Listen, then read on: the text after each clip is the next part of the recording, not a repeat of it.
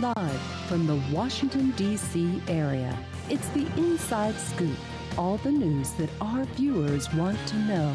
Now, here's the host.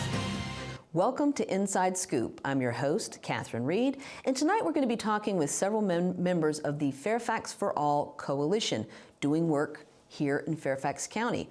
Joining me here in the first half of the show is Sookyung Oh. She is the D.C. Director of NAKASEC. Thank you so much for being here. Oh, thank you so much for having me. So explain a little bit about NAKASEC and the work that you're doing here in Northern Virginia, how the organization started, so that people understand sort of where your organization is not only with Fairfax for All, but in general, advocacy here in the Commonwealth of Virginia. Sure. So NAKASEC, our mission is to organize Korean and Asian Americans for racial, social, and economic justice. Your viewers out there, I know I get lots of questions about this. Well, why would Korean Americans, why do Asian Americans care about racial, economic, and social justice? Well, we care about it because we are also impacted by the same forces and by the same discriminatory laws that, say, impact other communities of color and immigrant communities. So NAKASEC is a national organization that's technically based in LA and Chicago. However, 6 years ago, we opened an office in Northern Virginia because, as it continues to be an incredible hub for the Asian American community. In fact, I think the DC metro area is the 6th largest metropolitan statistical area for Asian Americans. And that may be something that our viewers don't necessarily understand. And I belong to the Rotary Club of Centerville and Chantilly. There's a large Korean population in Centerville. There's also a large Korean population in Annandale. And so the community does tend to come together, but not everybody may really understand the enormous portion of our community that are Asian Americans, specifically Korean Americans. Yeah, I'm so glad you bring that up. Fairfax County is home to, say what, like 1.1, 1.2 million residents. People, yeah. And by 2020, it's projected that Fairfax County will be a majority county, one of the first on the East Coast. And I found this surprising, but Asian Americans are the largest community of color in Fairfax County. We make up about 18% of the community. And when you, break it down into Asian ethnic groups, Korean Americans are top of the list. Right, and I can remember when Mark Keem ran for the House of Delegates back in 2009, and the fact that we didn't have, a Korean American and Asian American who had ever run or won. And yet he is one man who's now representing this huge community, Kathy Tran, who is Vietnamese American also. So now we have 2 Asian Americans in a General Assembly of 140 people. There's actually a 3rd Asian American delegate down in Virginia Beach as well. But You're right. A Filipino? Yes. Yes, Kelly Fowler. Right. Kelly Fowler. Right. But when we're talking about just look at Northern Virginia and Fairfax County specifically, yeah, you are right. There is a question to be that's begged to be asked. Where are Asian Americans in Virginia politics? And we have some reason to be very hopeful. We're talking about the fact that Representative Jerry Connolly has a challenger, Jonathan Park. True, Korean American. Yes, and we've got elections coming up in Fairfax City, which is where I live, and we've got 2 Asian Americans, they're Korean Americans, who are also running for city council. And this is the first time that I'm aware of in the history of Fairfax City that we have had Korean Americans or Asian Americans running for our city council. And I think that's a great sign. Oh yeah, no, it's very exciting. As a 501c3, NAKASEC, we don't endorse candidates or political parties. What we do see, though, when we see Asian Americans run for office, when we see Korean Americans run for office, is I'm not just seeing it, right? The young people I work with, they're seeing it. Their parents who are the folks who are working like 12 hours a day in restaurants, or they've got that professional job, they're the dentist or whatever, they get to see it too. And it excites them. It does, because you're finding that people want to step up, and we were talking about that too. The same problems that any candidate is trying to solve are the problems that any candidate is trying to solve, no matter what their ethnicity might be. And so you want to encourage people to step up and say, I want to solve the traffic problem or the commuting problem or the downtown business problem. And if at the And you know, let's also be real. When folks are excited by a candidate that looks like them, you know, I always encourage folks to also step back and ask, well, what is that candidate's policy positions, right? Because you don't want to just willy-nilly like support someone who looks like you. But we hope that we'll see some excitement then at the ballot box, right? Right, the midterm elections are coming up, and NAKASEC will be playing a role again, as we did last year, in getting out the vote by Asian Americans, especially those who don't necessarily vote all the time, right? And you know, because we see civic engagement, it's not just, you don't just see it in terms of like who runs for office. You see it with who is voting, who is turning out to candidate forums, who is writing letters to the editor, who is engaging candidates, you know, during their meet and greets, who's organizing events, bringing candidates in to talk to their community. And so we're hoping, you know, I'm always hopeful when I see Asian Americans running for office. Will that translate into greater excitement at the everyday level, right? So because you don't have to be a candidate to be civically involved, right? You can be civically involved, you can be undocumented and be civically involved. And, you know, that's something I see every day. So you're also part of, speaking of the Fairfax for All Coalition, you're also part of the civic engagement table. That's right. So talk a little bit about the work that both NAKASEC did and what your contribution was to what the Civic Engagement Table tried to do during session, which just ended on Saturday. Oh, yes. Right. So this, and I would be remiss to, if I didn't mention that NAKASEC's also a part, we're in the leadership of the Virginia Coalition for Immigrant Rights. So in this past 2018 session, a lot of immigrant rights advocates, really we coalesced around two primary issues. One was a driver's privilege card, which would allow for those who are undocumented, who are age eligible, they pass the driving test, to have access to driving privileges, right? It's not a driver's license, not the one that you and I might have, but it would, you know, simply a card that says this person has been tested, they've been trained, they're insured, and they're able to drive, and would be extended to those even without who are undocumented. Unfortunately, that proposal did not, didn't pass. Killed. It got killed. In fact, it didn't even get a hearing in one of the chambers, which is a shame, right? You know, this is supposed to be how democracy works in Virginia. You put in a bill gets, you know, hearings. People show up and they talk to the bill. Right. There's discussion. Right, and you would also hope that if the overwhelming majority of people speak in favor of a bill, that bill will pass. Didn't happen, right? So that was one major issue: driver's privilege card for all.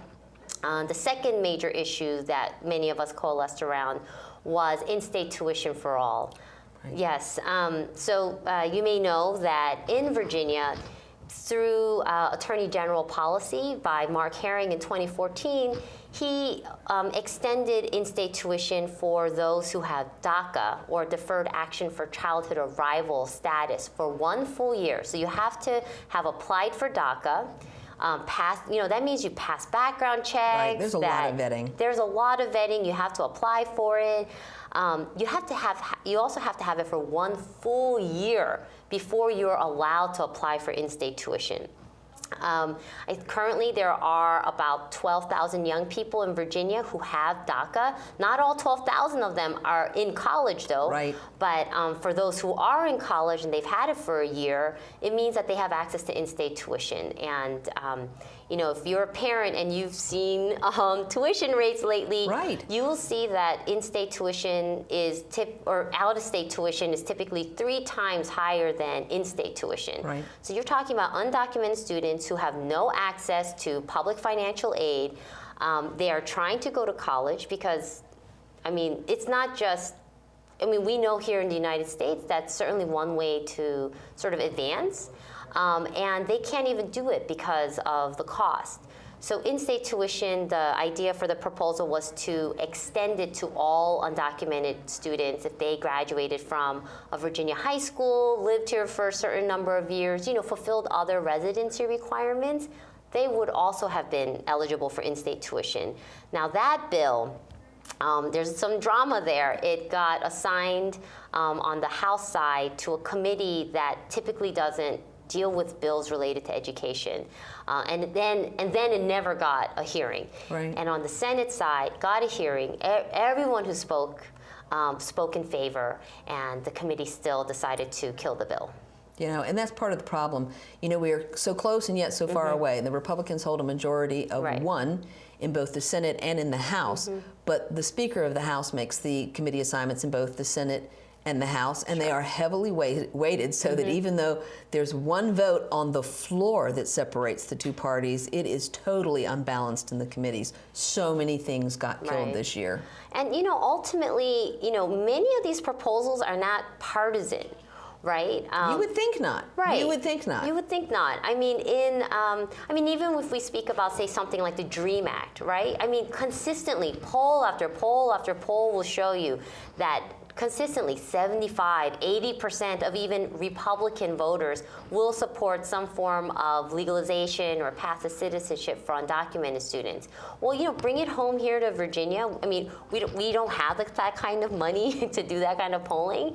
But generally, you ask someone, so this kid grew up in Virginia, graduated high school, literally has no idea that they're not a citizen until, say, they try to apply for a driver's license or apply to college, and then there's that question, fill in your social security number, and they find out they don't have one. That's when they usually find out, right?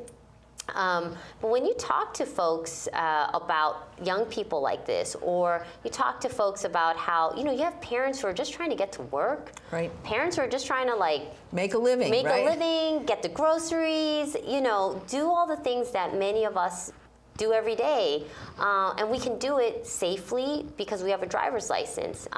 And our next guest, your next guest will actually speak a little bit more to this driver's license issue. But put it all together. These are the two proposals that we were really trying to push through the General Assembly. Like I said, it not necessarily partisan issues. Well, and I understand that. And when we come back after this break, we're going to be talking again with Sookyung Oh of NAKASEC about some of the bills that have been worked on both at the state level and some of the issues that we're facing right here in Fairfax County that involve immigrants of every description that live here. So please join us after this break. You know what, guys? There's a lot of tree branches and dry brush over here. We should probably move the bonfire over there.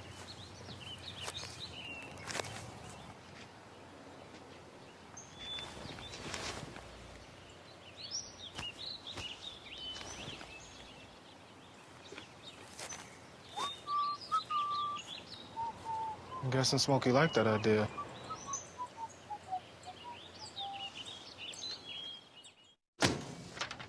Hey, Hard, what's this? That's my resignation. You're resigning.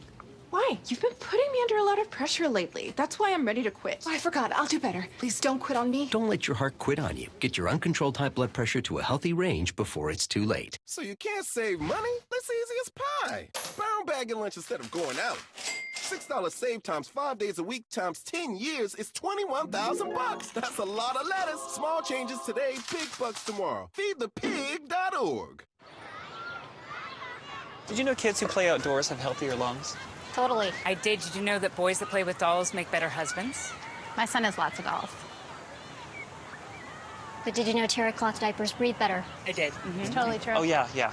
Did you know that strollers have the right of way on the sidewalk? Yes. Yep, I did. Did you guys Did you know that kids who eat breakfast have higher GPAs? Yeah, I know. Yeah. That's actually what I was going to say. Did you know babies should never touch silver? It's really bad for them. I knew that. Did you guys know that statistically friendly kids have more friends? Mm-hmm. Yeah. That's obvious. Did you know most people think they're using the right car seat for their kid, but they're not?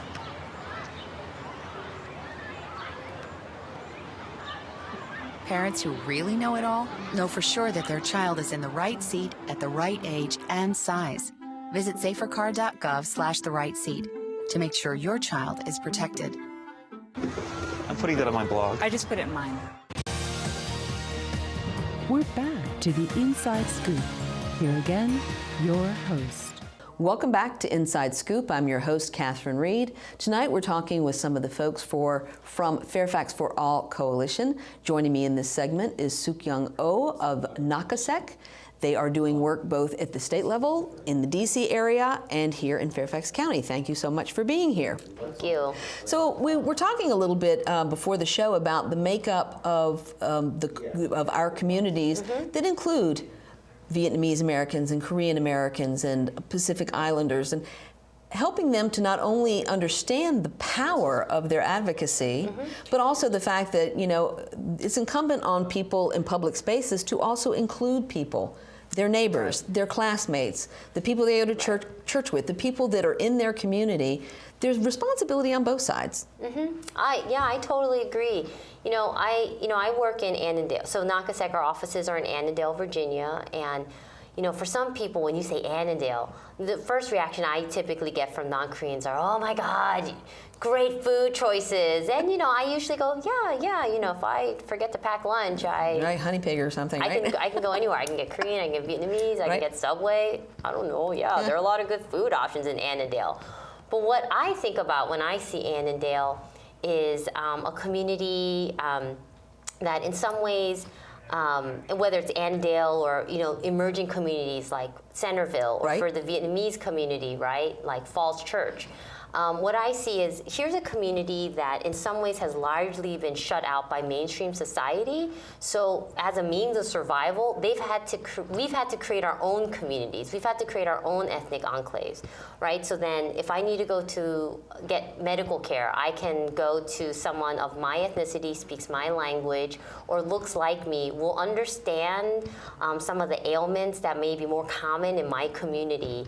I can get my tires changed at a Korean American mechanic. I can go to a Korean American florist who might understand that certain flower arrangements are more culturally appropriate than others. And I think, part of what our role at NAKASEC, right, is I want to bring Korean Americans, I want to, on one hand, try to challenge Korean and Asian Americans to break out a little bit of their ethnic enclave, right? I mean, to really fully claim Fairfax County and Virginia and the United States as their home.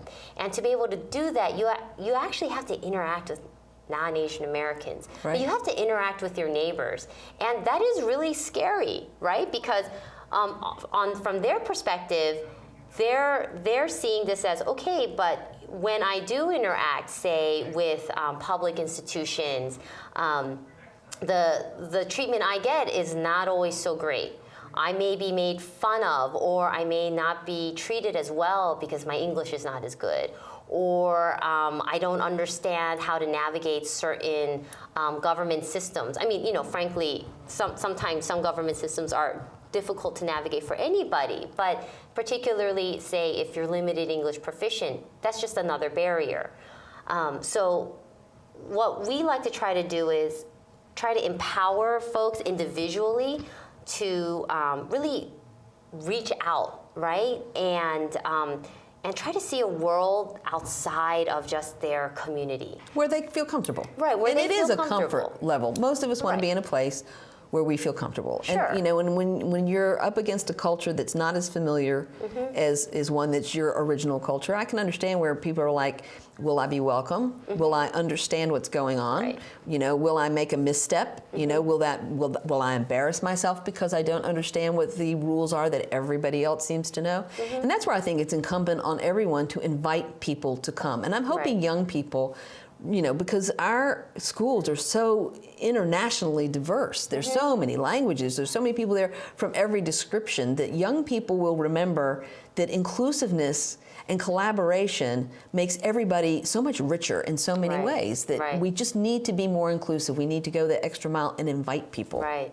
And I think for, in terms of inviting Asian Americans, and I'm so glad you brought up schools, is that another way in which Asian Americans may not always get invited is because we're not seen as maybe people to invite. So, when I was in high school, and the teachers, and I remember this very clearly, I was never encouraged to go out to go for debate or for drama or for really anything creative, right? It was always Sookyung, go into math, go into science, go into National Honor Society.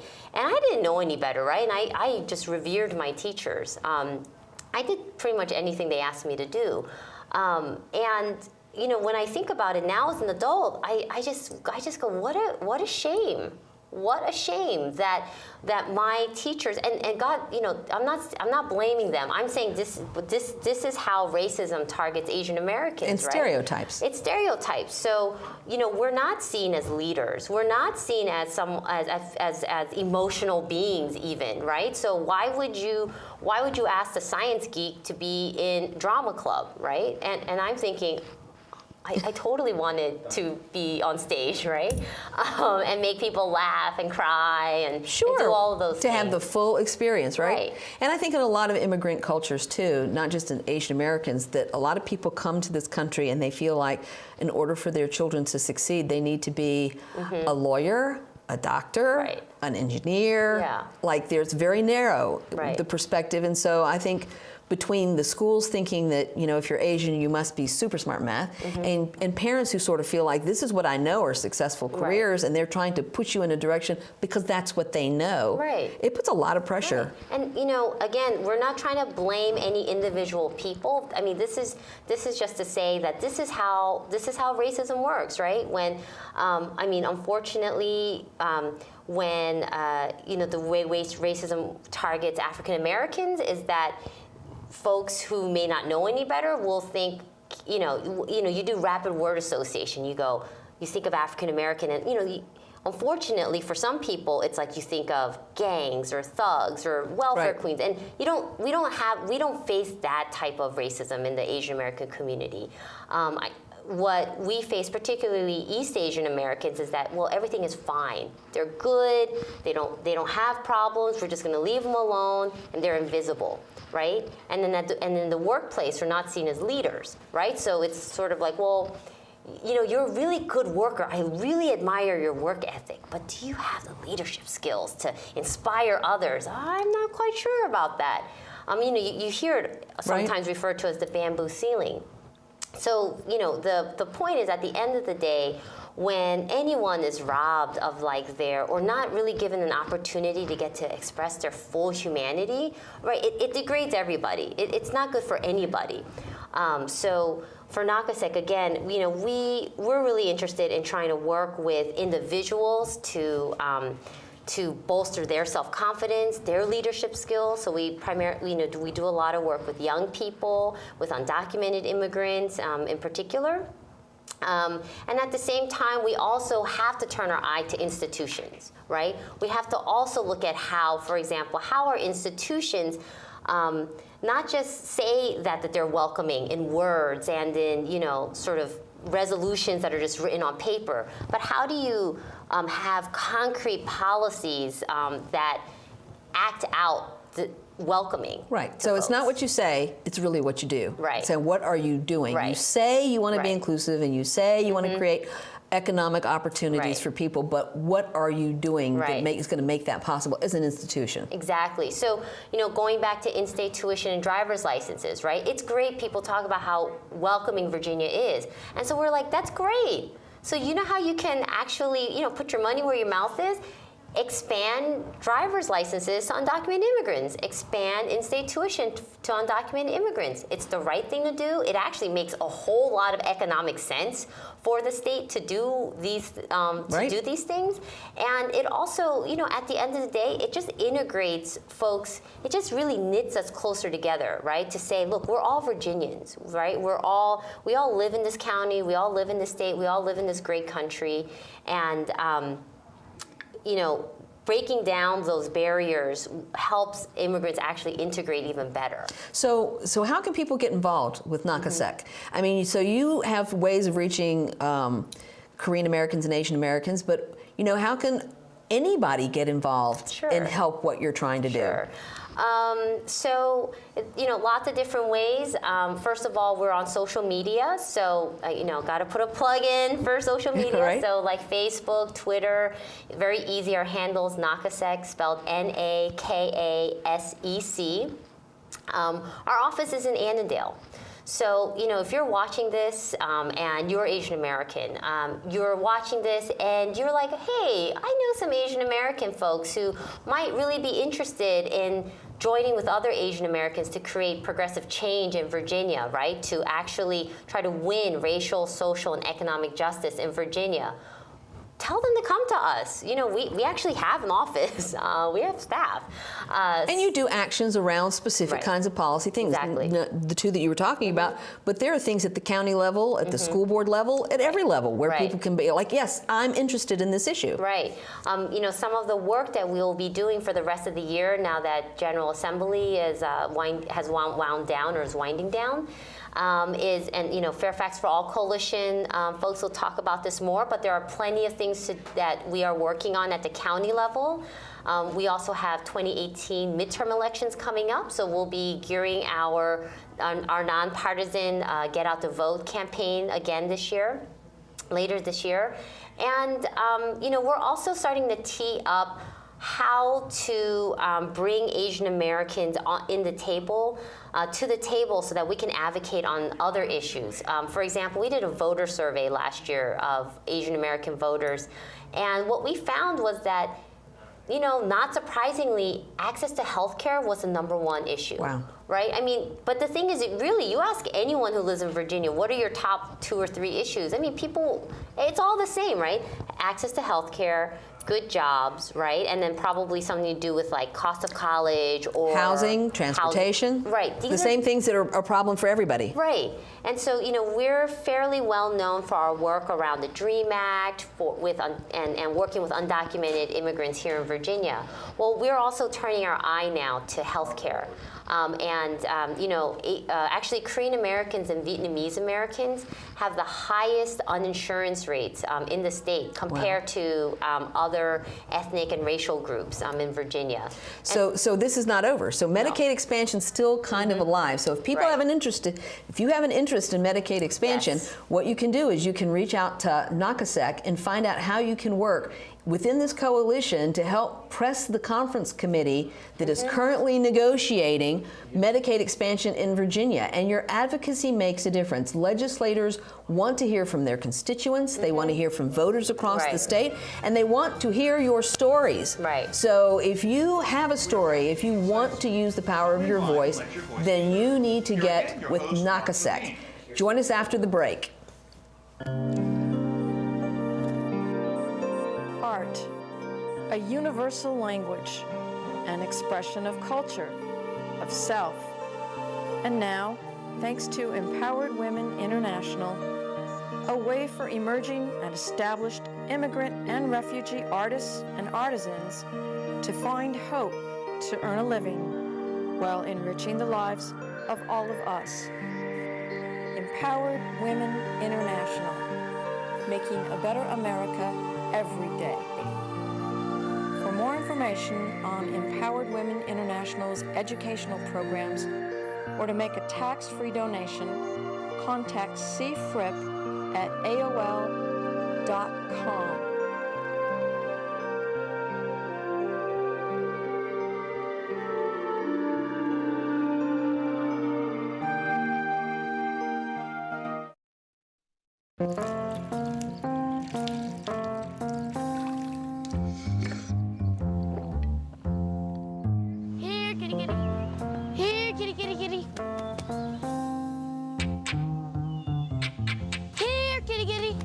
You'd think it would be easy to tell which kids have trouble with their eyesight. But that's not always the case. Even though 1 in 4 children may have a vision problem, eye doctors tell us the symptoms aren't always so obvious.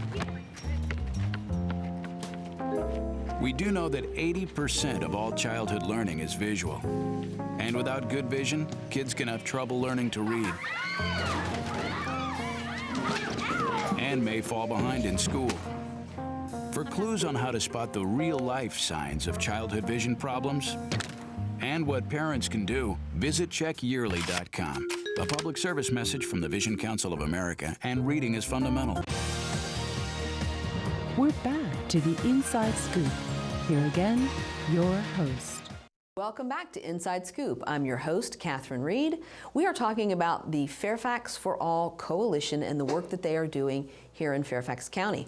Joining me in this segment, we have Allie Boldt, who is from Demos, and we have Michelle LaRue, who is from CASA for Virginia, CASA of Virginia.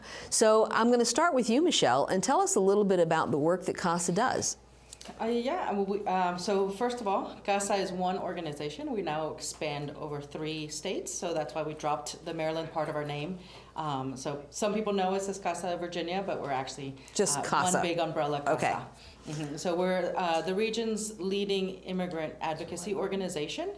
We do a lot of grassroots organizing, advocacy, services, and our sister organization, CASA in Action, does a lot of political and electoral work as well. Okay, and then Demos, and that, tell us a little bit about your organization, which I was not familiar with until I heard you speak. Okay, so Demos is a national public policy organization, and we're working for an America where we all have an equal say in our democracy and an equal chance in our economy.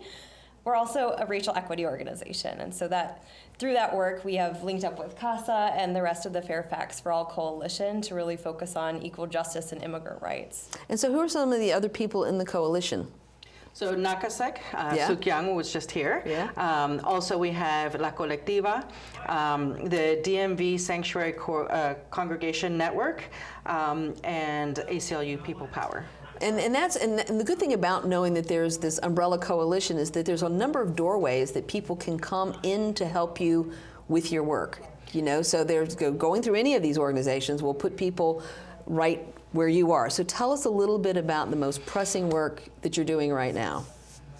Absolutely. So I think we can start off with just talking about the Constitution, because that's what it really boils down to, is we're trying to get Fairfax County to comply with the U.S. Constitution. And so one really important thing when we're talking about the Constitution is that being an undocumented immigrant is not a crime.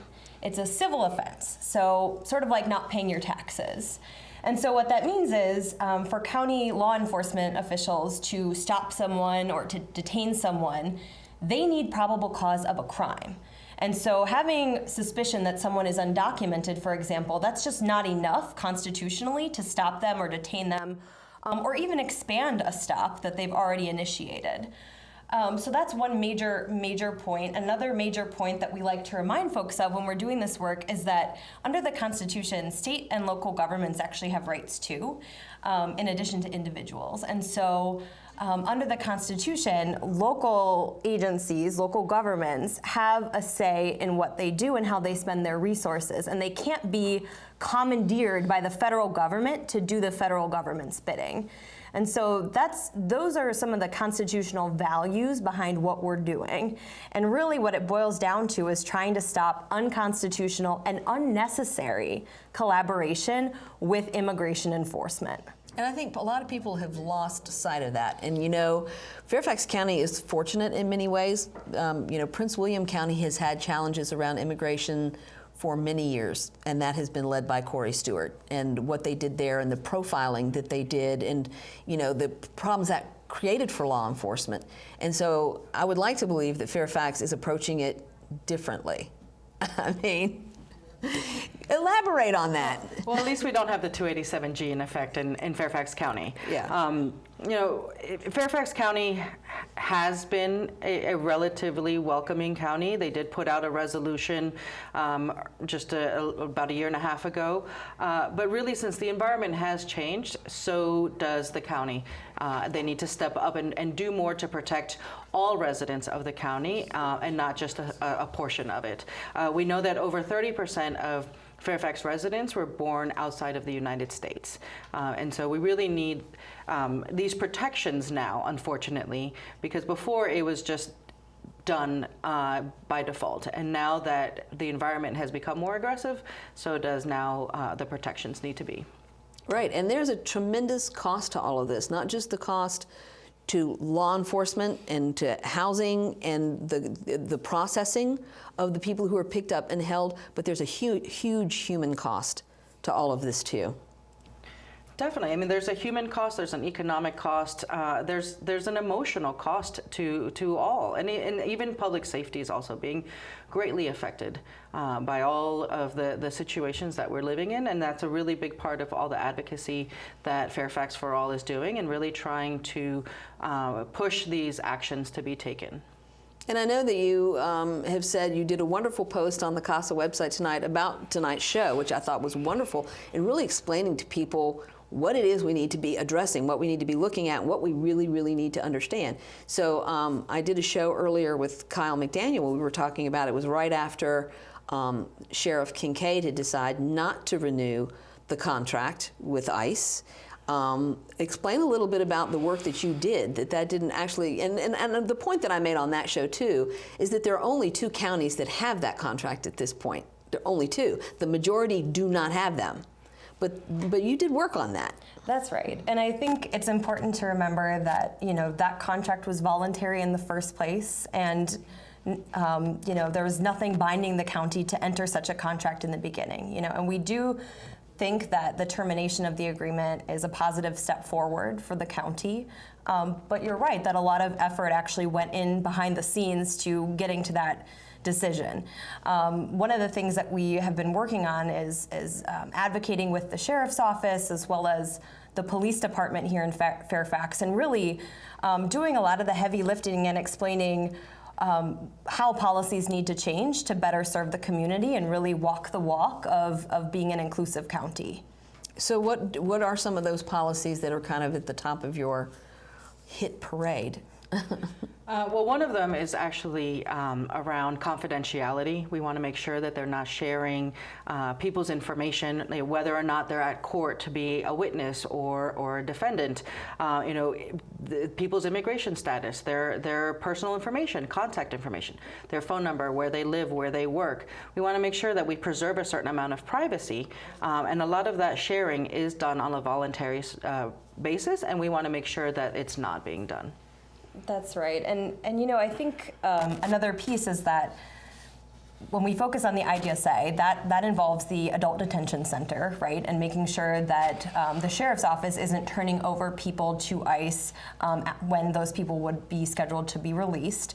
But the collaboration is actually happening with the police as well. And so that's before anyone gets into the Adult Detention Center. And that is actually what happened with Liliana Cruz Mendez, yes. Which is a case that, this is a person who was just driving and was picked up for driving with a broken taillight. And that interaction with the police ended up escalating into the police contacting ICE. And so when you have that kind of collaboration where something that, many of us have done, driving without a broken taillight, can escalate to something with such massive consequences, it really undermines community trust, because folks don't feel like they can go to law enforcement if the consequences can be so dire for just one minor interaction. So I think you make a really good point about how all of this is making our communities less safe. Yes, it is. It is. I mean, the reporting of crimes has gone down. The trust with the police department and other law enforcement and even just county agencies in general has diminished, and it's really not making the county at all safe. And it's inhumane. And there's a lot of people who would say that there's a major moral question here. It's one thing to quote the law, but a lot of, as you say, releasing people's information so that they are being picked up, not in relation to a crime, which you let's keep making that point all night long. Being undocumented is not a crime. It is a civil issue like not paying your taxes. Exactly. And therefore, to have parents picked up in hospitals or dropping their kids off for school or other places where, you know, there is no crime has been committed, that's worrisome for everybody. Yeah, I mean, and this has generational ramifications. I mean, their children are U.S.-born citizens. I mean, they're going to be here for many generations.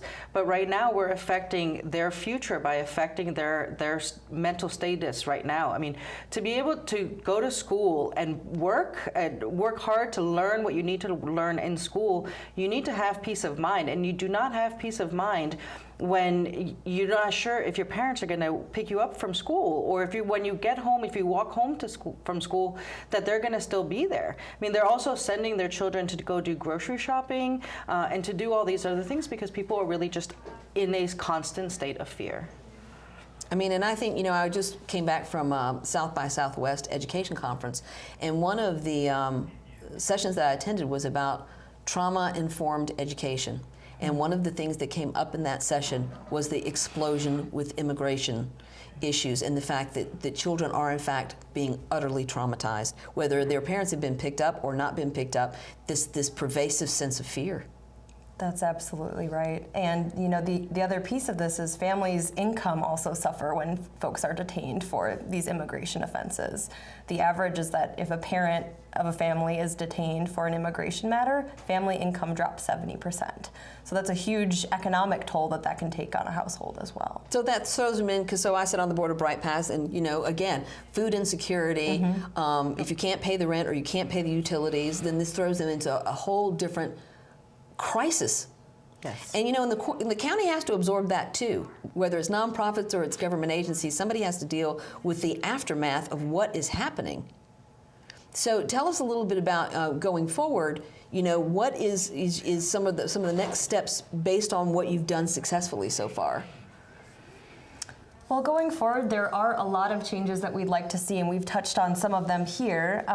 You know, some of these changes can be made at the agency level, of agencies changing their regulations. And that goes for law enforcement agencies like we've been talking about, but also the public schools, you know, policies at the level of the courthouse, for example, requiring ICE agents to identify themselves when they go into a courthouse so that they don't just have police on the back of their backs there, which can create a lot of public confusion. So that's one approach.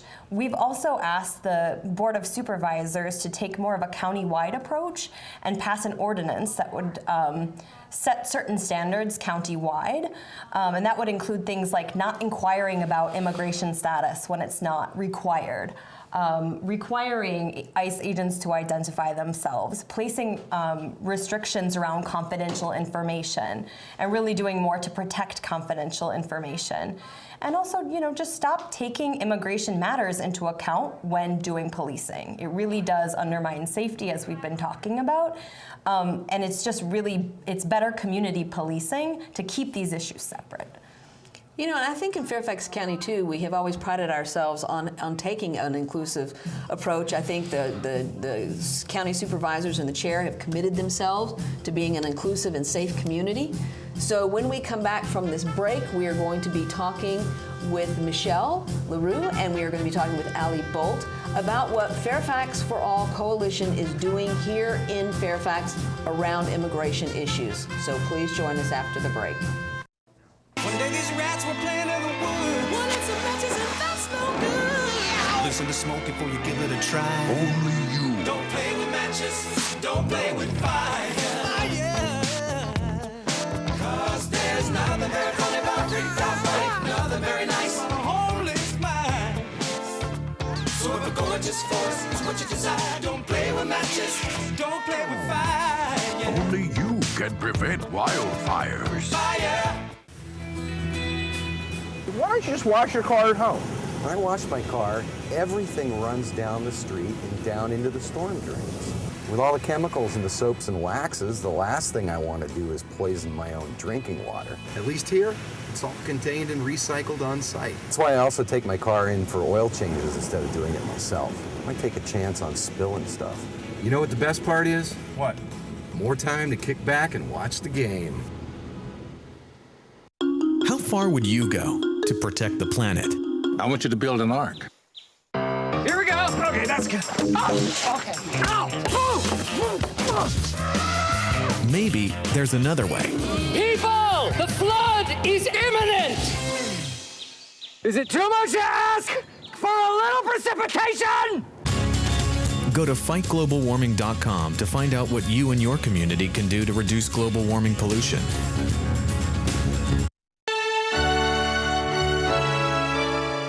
Somewhere around the world, there are men and women of the armed forces risking their lives, helping rebuild communities after natural disasters, collecting toys for needy children, tutoring kids in school. These are your sons and daughters who work to keep us safe, secure, and free. Dedicated men and women who put their country first.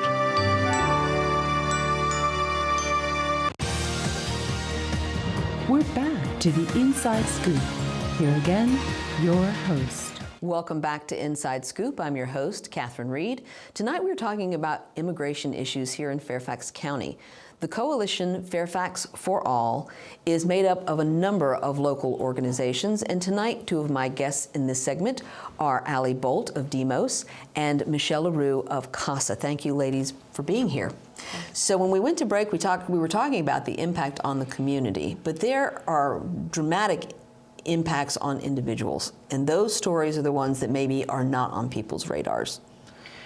Yeah, no, I mean, this is unfortunately in our community a daily occurrence. Like we just talked about the Liliana Cruz Mendez case, where a mother of two, wife, leader in the community had something like a broken taillight end in being separated from her family, and all the catastrophes that has caused the children and the family as a unit. But then we've also seen cases like one that's happening right now with Alejandra Pablos, who is a colleague of ours who actually is part of the Fairfax for All coalition, who, again, just like many of our community members, goes in for her regular check-ins with ICE, and for many years have come out and just given a new date to come back in again later, 6 months, a year later. And unfortunately, this time around, and we strongly feel like this was on purpose, a retaliation to her latest actions in one of the most latest protests, where they were protesting here locally in front of DHS. And then she went to her latest check-in and they detained her. And we really feel like that was a retaliation that we've seen to other activists that are also working in this field. Because she is a well-known activist. Yes. I sit on the board of NARAL Pro-Choice Virginia. We have gotten emails about pushing back, protesting, emailing, calling, writing, saying that this is not acceptable to target a well-known activist who's working on these issues when she has basically been led to believe that as long as she checked in and she followed the rules and did what they asked, that she would be safe. Mm-hmm. I mean, this is a breakdown of trust. If somebody tells you something and then they change the rules of the game without telling you that they've changed the rules of the game, I mean, that just erodes and undermines what we believe about how government and government agencies should interact with us. Yeah. Yeah, and it all erodes the trust in those agencies. I mean, our community goes to these check-ins because that's how they're instructed to do, and they want to be upstanding residents of the United States, and so they go to these.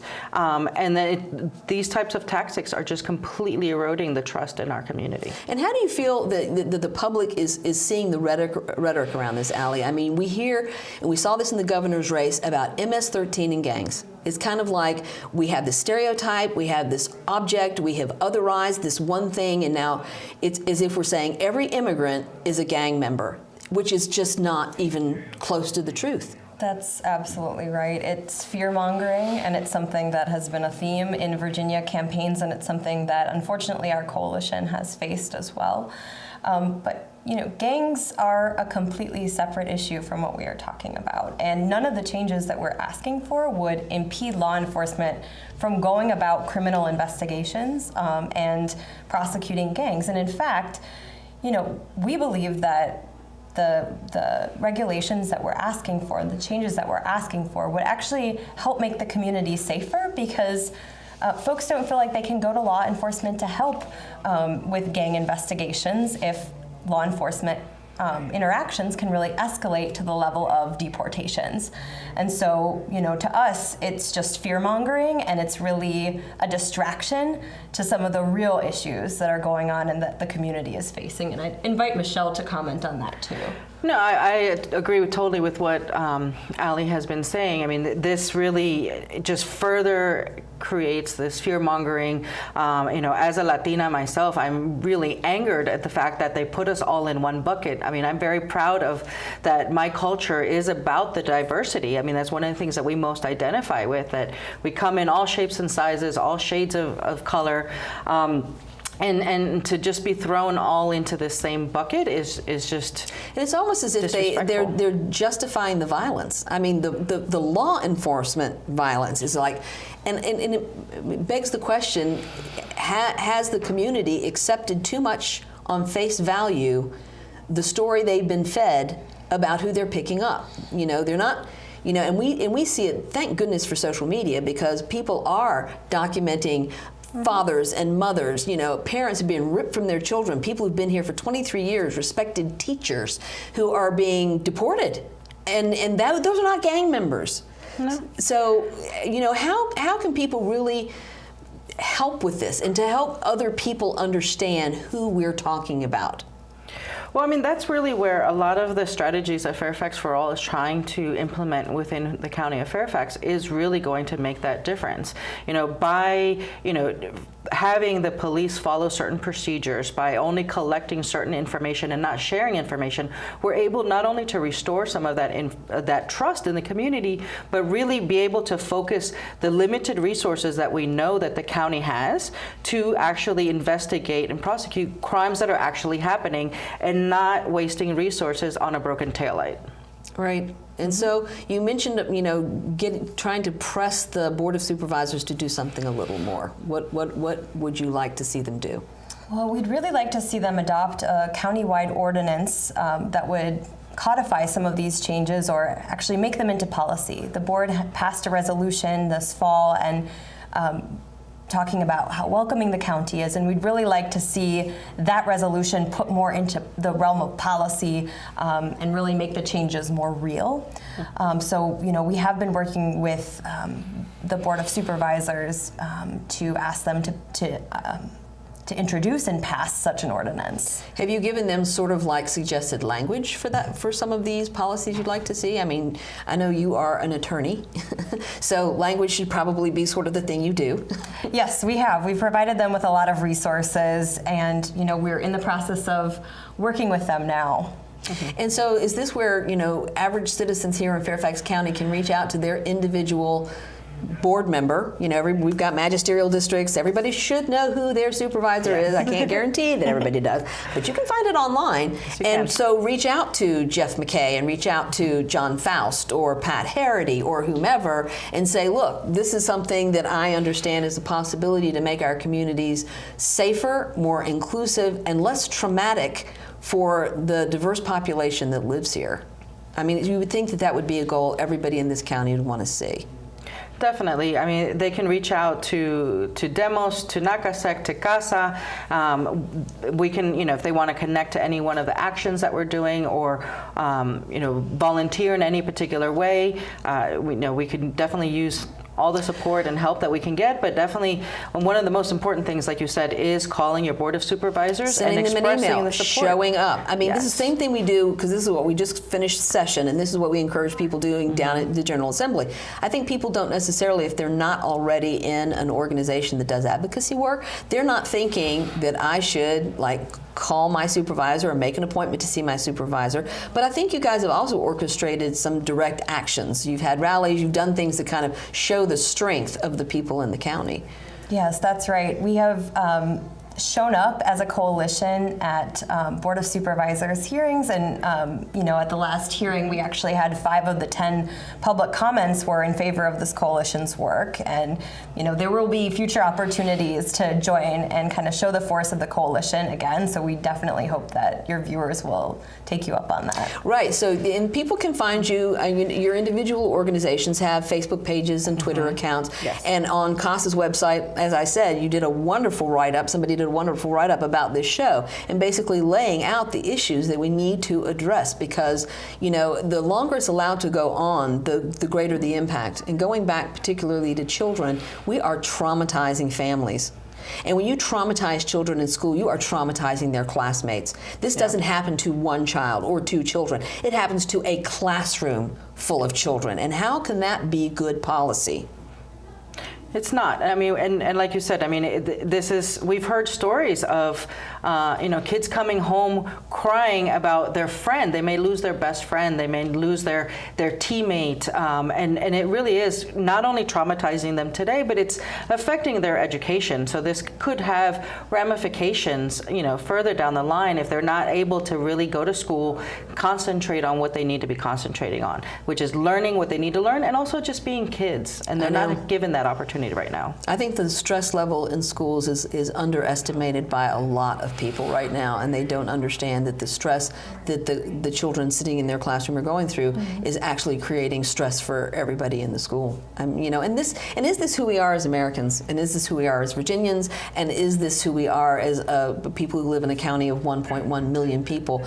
And to what Sookyung was saying earlier, by 2020, it looks like, you know, Fairfax County will be majority minority county. So how can we allow this to go on? We are basically damaging ourselves when we allow this to go on. So what would you like to see as far as viewers at home? They can reach out through social media. Do you have any specific things coming up other than the things you've had so far? Upcoming rallies? Are there going to be hearings around specific things at the Board of Supervisors that you're aware of? Yeah, so I mean, they have regular meetings, and each one is thematically different. So the next one coming up that we're going to be really focusing on would be the April 3rd one around public safety. Okay, where great. This is going to be a really it topic, and we know that Sheriff Kincaid will also be there speaking. We will not be having speaking roles that day, but we will definitely be there in support of the cancellation of the IGSA. That's fantastic, and you make a really good point. Sometimes when you show up to a meeting and everybody's wearing an identifying button or a sticker, and you're sitting in the room or you filled up the room and people know who you are and why you're there, without saying a word, you make a statement. And I have seen this used so effectively. And I think showing up to support Sheriff Kincaid on the 3rd of April would be a great idea, and a way for the County Board of Supervisors, too, to visually see that people have an interest in this. I think those meetings start at 10 a.m. on Tuesdays. Yeah, so usually, I mean, they go on all day long. Right. So it depends on what time the public safety part is slotted to be, which we can find out on the Board of Supervisors and so website. you'll be putting that out on your websites, on social media, so that people will know when to show up and what time to show up. Alejandra, I mean, what is the probability that she will be freed? We are going to continue to fight throughout the entire process. We've been talking and doing things. I know there's also a petition out there that people can write letters. All of our organizations are writing letters in support of her, of course. And if anyone else wants to, they're more than welcome to do so, or just sign the petition as well. Oh, and I'm sure, speaking of that other people or other organizations are welcome to join your coalition, too, because there's a lot of organizations working with the same client base in different ways. I said on the board of Bright Paths, and so this is something where other organizations can also reach out to join your efforts, I'm assuming. Thank you, ladies, so much. It has been so amazing to have you both here. Allie and Michelle, you have helped raise awareness and I think speak about this issue in a different way than what we have heard as far as the rhetoric that we've heard around these issues. So thank you so much.